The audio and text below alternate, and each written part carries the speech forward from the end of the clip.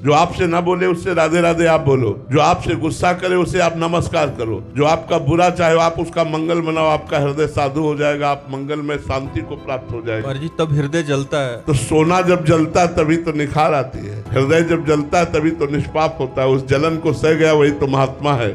काम आया, क्रोध आया, ईर्ष्या आई, द्वेष आई, इसके प्रतिकूल आचरण करने पर हृदय जलता है। उस जलन को जो संभाल गया वही महात्मा हो जाता है। जी उसको क्षमा मतलब अंदर से प्रणाम करके या सामने से तो अहम में चोट पहुंचती है। तो अहंकार ही तो नष्ट करना है। अहंकार में तो काम क्रोध लोभ राग द्वेष ये रहते हैं और किसमें रहते हैं? इसी घर को तो उजाड़ना है हमको। अहंकार रूपी घर को उजाड़ दो, निर्विकार हो गए, इसी महल में रहते हैं सारे दोस्त। अंतःकरण के अहंकार में ही ये जितने विकार हैं सब रहते हैं, उसी को तो नष्ट करना है। इसीलिए सबको प्रणाम करना है। सिय राम में सब जग जानी, करो प्रणाम जोर जुग पानी।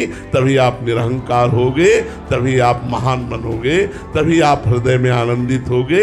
नहीं तो राग द्वेष होता रहेगा, संसारिकता बढ़ती रहेगी। जी एक बार प्रणाम करने से मान जाए तो ठीक है, फिर ऊपर से और ज्यादा तो हम और प्रणाम करेंगे, हम और प्रणाम करेंगे। हमारा प्रणाम बंद नहीं होगा, उसका राग द्वेष बंद हो जाएगा। तो हमें चाहिए, हम लोग आध्यात्मिक हैं, यदि हमसे कोई द्वेष करे तो भी हम उससे द्वेष न करें।